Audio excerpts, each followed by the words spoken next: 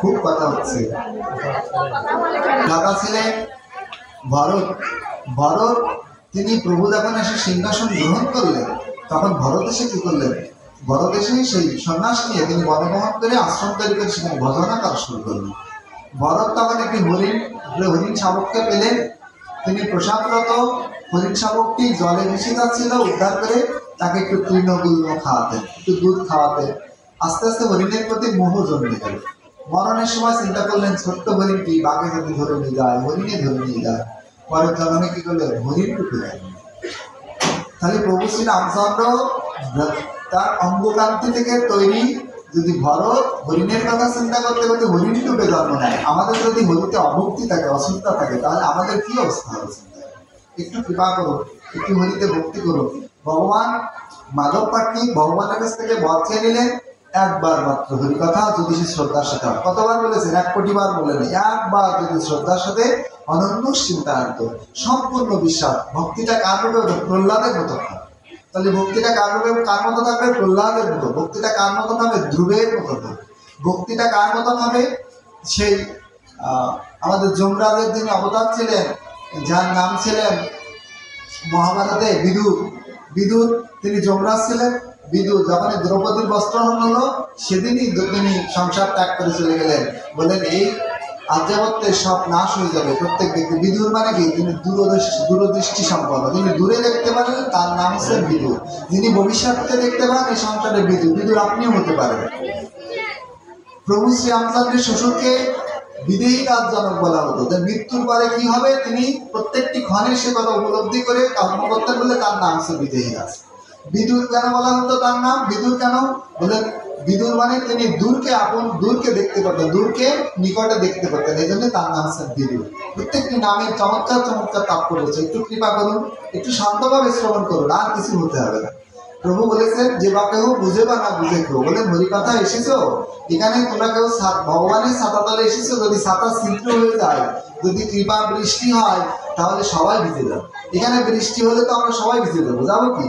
একজন ভিজবে কি? যে বুঝে এসেছে এখানে সেও ভিজবে, যে না বুঝে এসেছে সেও ভিজে দেবে।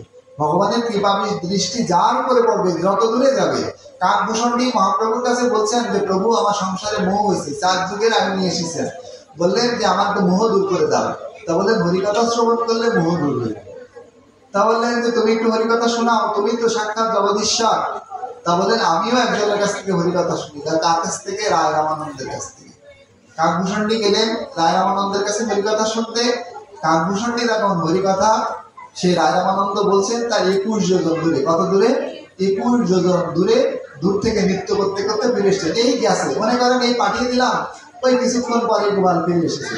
গোপাল তোমাকে যে পাঠালাম যে হরিকথা শ্রবণ করতে রায় রামানন্দের কাছে ফিরে এলে, যে বলেন প্রভু আমাকে ভজনাস্থলীতে হরিকথার বাসরে যেতে হয়নি, ওই হরিকথার যে ধ্বনি এই পুবালি বাতাসে আমার অঙ্গে লাগার সাথে সাথে আমার অনন্ত কোটি জন্মের কামনা বাসনা দূর হয়ে গেছে, মোহ দূর হয়ে গেছে। হরিকথার ধ্বনিও যেখানে যায়, অনন্ত কোটি জন্মের যে কামনা বাসনা তা দূরীভূত হয়ে যায়। কৃপা করে একটু শ্রদ্ধার সাথে শুনুন। হৃদয়ে যে কামনা বাসনার পর্দা পড়ে আছে, যে দুয়ারের সামনে কি পর্দা দিলে যেমন ঘরের ভিতরে কি আছে, মন্দিরের ভিতরে আছে, কি দেখা যায় না, বললেন সে পর্দা সরে যাবে। কি রূপে? বলেন শ্রদ্ধা হয়ে ওই কথা শ্রবণ করলে ভগবানকে, ভগবানের দর্শন সাক্ষাৎ এখানে হবে। আমরা মাধব পাটনির কথায় ছিলাম।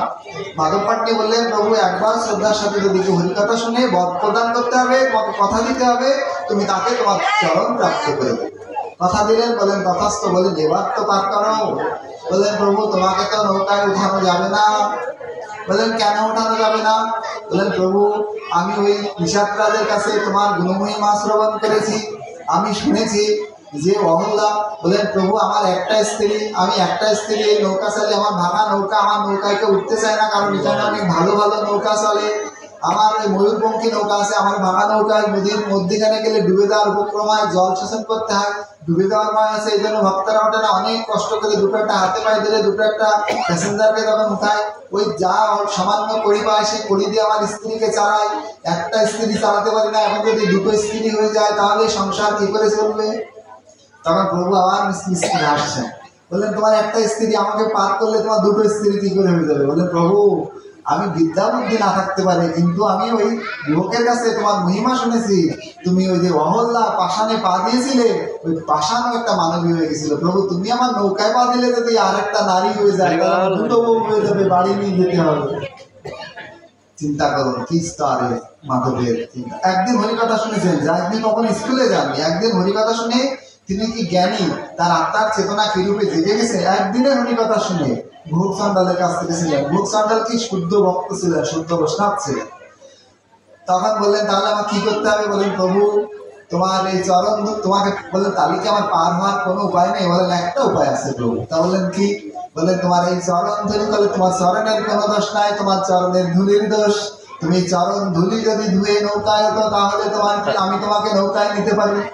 লক্ষণ তখন বলছেন, ভাই লক্ষণ তখন উত্তর দিচ্ছেন। এবার লক্ষণের তো রাগে গিট হচ্ছেন, ঠিক আছে। আর লক্ষণ হচ্ছে সুপুরোধী, লক্ষণ তো বলরাম, খুব রাগ বলরামের। বলরামের রাগ কেন? রাগ কাদের হয়? যাদের গায়ে অনেক শক্তি থাকে। বলরাম মানে কি? তার অনেক শক্তি, তার নাম বলরাম। লক্ষণ গিরগির করছেন, বললেন তুমি তো কথা খুবই উঠে যাচ্ছে তোমার মুক্তি। হ্যাঁ মনে হচ্ছে কি পন্ডিত, তাহলে চরণ ধোয়ায় যদি প্রভুকে নৌকায় উঠানো যায়, তাহলে চরণ ধোয়ানোর ব্যবস্থা করো, গঙ্গা থেকে জল নিয়ে আসো। বলেন ভাই লক্ষণ, এখানে বড়দের ভিতরে কথা হচ্ছে, জ্যেষ্ঠদের ভিতরে ছোটদের কথা বলতে নাই। তোমার ক্রোধ বেশি, এজন্য তোমার বুদ্ধি কম। এই সংসারে যাদের ক্রোধ বেশি তাদের বুদ্ধি কম, শাস্ত্র বলছে, রামায়ণ বলছে। তখন বলেন যাদের ক্রোধ বেশি তাদের বুদ্ধি কম, তুমি বড়দের ভিতরে কথা বলো না।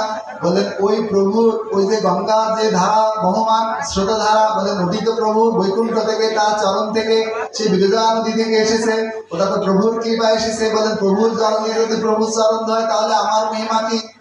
তাহলে তুমি কি দিয়ে প্রভুর চরণ ধোয়াবে? দেখুন ভক্তের ভাব, তার ভিতরে লোকগুলো শিখে উঠছে। বললেন প্রভু আমি আমার প্রভু কৃপা করে আমাকে দুটো গঙ্গা যমুনা দিয়েছেন, আমার এই অশ্রু দিয়ে আমি আমার চরণ ধুয়ে দেবো। তাই গৌরী প্রেমানন্দে। তাহলে কি ভগবানকে স্নান করাতে হয়, ভগবানের চরণ ধোয়াতে হয়, নদী থেকে জল নিয়ে নয়। বলেন পুষ্প থেকে, যে তুমি যে পুষ্প দিয়ে ভগবানের পূজা করো, বলে এই পুষ্প তুমি কোথায় পেয়েছো? পুষ্পকে তুমি উৎপাদন করেছো, ওটা ভগবান কৃপা করে দিয়েছে। বলেন যে জল যে তুমি ভগবানের স্নান করাও, এই জল তুমি কোথায় পেয়েছো? তুমি ভগবানের কৃপা। তাহলে পরের জিনিস দিয়ে পরের সেবা করছো। বাড়িখানে অনুষ্ঠানের আয়োজন করেছি, তাহলে ওই পাঠক প্রভু এসেছিলেন, তিনি 50,000 দিয়ে গেছেন। ওই সাগর এসেছে, সে কিছু দিয়ে গেছে। ওই বিপ্লব এসেছে, সে কিছু দিয়ে গেছে। তাহলে এই গ্রামের মানুষের কৃতিত্ব কি? তোমরা কি দিলে? অনুষ্ঠান এখানে হলো, বাইরের মানুষ এসে অনুদান দিয়ে তোমার অনুষ্ঠান করলো, তোমরা তো কলা কিছুই দিলে। তাহলে তোমাদেরকেও দিতে হবে। বলেন প্রভু তো জগতে সবকিছু দিয়েছেন, তাহলে ভগবানের পূজা কি দিয়ে করবো? ফুল দিয়ে তো করতে হয়, জল দিয়ে তো করতে হয়, তুলসী দিয়ে তো করতে হয়। বলেন ফুল দিতে হবে, সেটি ফুল সুকর্ম পুষ্প দিতে হবে। এখানে সাধু সেবা করতে হবে। সাধু এসেছে, রাস্তার পাশে দাঁড়িয়ে একটু বাড়িতে নিয়ে গিয়ে সেখানে প্রসাদ দিতে হবে। গুরুদেব আসবেন, গুরুদেবকে একটু ভক্তি শ্রদ্ধা সহকারে তার চরণদান করতে হবে, তার কাছে শ্রদ্ধার সাথে একটু হরিকথা শ্রবণ করতে হবে। ভগবানের সেবা পূজাকে গাছের ফুল তেলে পূজা করলে ভগবান প্রসন্ন, ভাবুগ্রাহী জনার্দন, ভগবান তোমার ভক্তি ভাব পূরণ করেন। বলেন হৃদয়ের ভিতরে সেই ভাবটা জন্ম নেয়। বলেন ভক্তির পুষ্প দিয়ে ভগবানের পূজা করো। বলেন ভগবানকে স্নান করো করে। বলেন শ্রদ্ধা আরো, তখন তোমার প্রীতি হবে, প্রেম হবে কৃষ্ণে, তখন তোমার দুচোখ দিয়ে অশ্রু বিগলিত হবে, তা দিয়ে ভগবানের শ্রীচরণ ধুয়ে দাও। সবরী বললেন প্রভু তোমার কি চরণ ধুয়ে দিই। তখন সবরীকে বললেন যে তোমাকে চরণ ধোয়ানোর কোনো আবশ্যকতা নেই, তুমি তোমার অশ্রু দ্বারা আমাকে যে চরণ ধুয়ে দিয়েছো, এই সংসারে তোমার থেকে চরণ আর কেউ ধোয়াতে পারবে না। সবরীর যখন 16 বছর বয়স, সবরীর তখন বিয়ে হবে। রাত্রেবেলা মায়ের সাথে বাহ্যিক ক্রিয়ার জন্য বাইরে এসেছেন, দেখেন অনেক ভেড়া। সবরীরা ভেড়া বসে না, কিন্তু অনেক ভেড়া, 400 ভেড়া। তা বললেন যে ভেড়া কি হবে? মার কাছে প্রশ্ন করতেন, কিশোরী তো। তা বললেন কি হবে? বললেন এই ভেড়া তোমার বিয়েতে মারা হবে, যারা বরযাত্রী আসবে তাদের খাওয়ার জন্য। সবরীর গায়ের ভিতরে বিদ্যুৎ চমকে উঠলে আমাদের কি হয়? দশমীর দিনে, অষ্টমীর দিনে মাকে ডেকে নিয়ে এসে আমরা মায়ের সামনে বলি দিয়ে দিই। কালী পূজার সময় পাঠায় নিয়ে বলি দিয়ে সেটা ভক্ষণ করবে। আরে তোমার ভিতরে পশু প্রবৃত্তিকে বলি দেওয়ার কথা হয়েছে।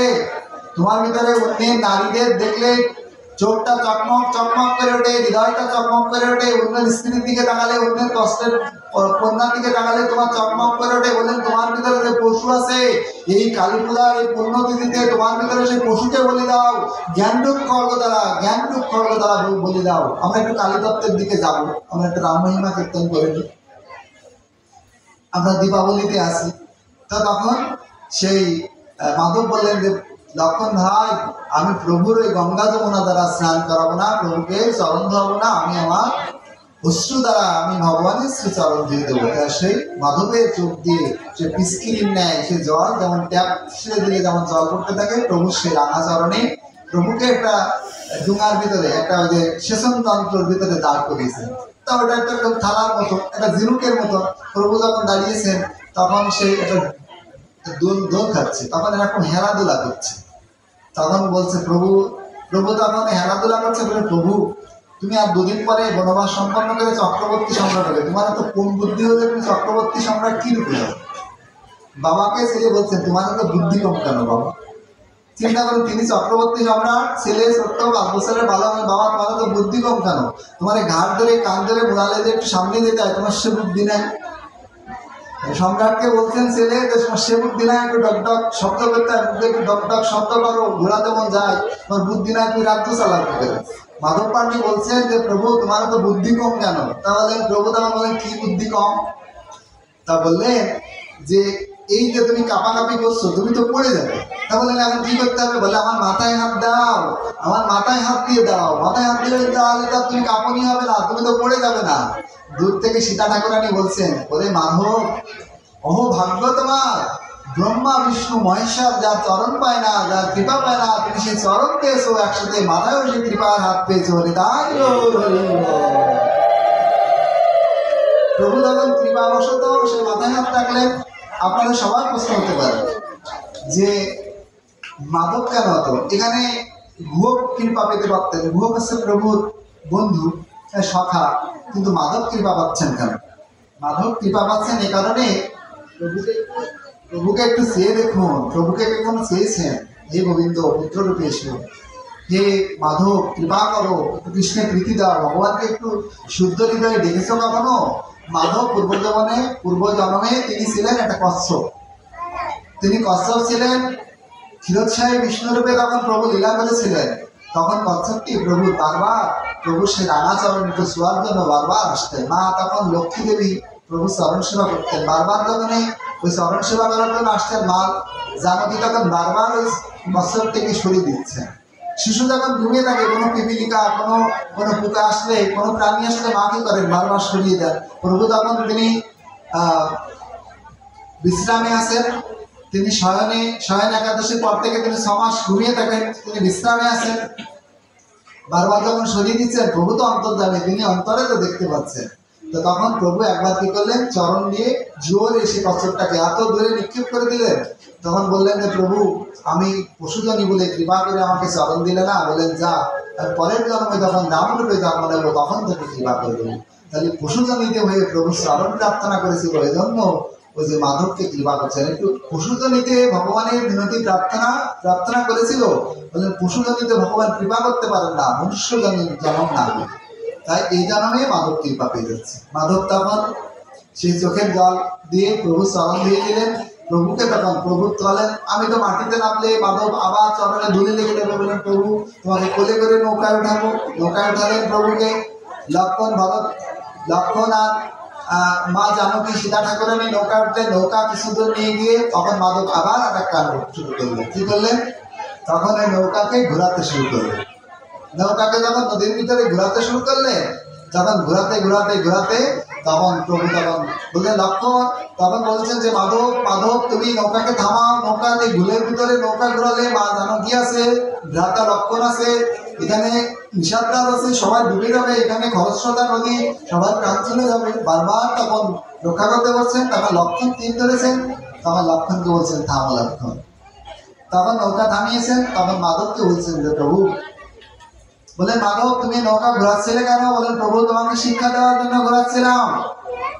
আবার শিক্ষা দেওয়ার জন্য। বলেন কি শিক্ষা দেওয়ার জন্য? এতে আবার কি শিক্ষা আছে? বললেন প্রভু পুনরূপী জননম পুনরূপী মরণম পুনরূপী মাতৃজঠরে শয়নম তিরশি লক্ষ জনী তুমি মৃত্যু জন্ম মৃত্যুর চক্রে এই জীবকে ঘোরাচ্ছ। তোমাকে 10টা 20টা 50টা পাক দিয়েছি, তোমার কত কষ্ট হয়েছে।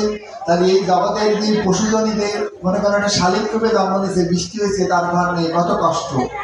বনের যে হাতিটি আছে, বনের যে সাপ ইত্যাদি প্রাণীকুল আছে, আমাদের তো সবার সুন্দর আশ্রয়স্থল আছে, আমরা এখানে খুব নিরাপদে আছি। বৃষ্টি হচ্ছে তো ছাদের নিচে এসে যাচ্ছি, শীত লাগছে তো রোদে নিয়ে দাঁড়াচ্ছি, গরম লাগছে তো ফ্যান খাটিয়ে দিচ্ছি, শীত লাগছে তো কম্বল গায়ে দিয়ে নিচ্ছি, আমাদের কত সুব্যবস্থা। কিন্তু প্রাণীদের পশুকুলের কত কষ্ট চিন্তা করো।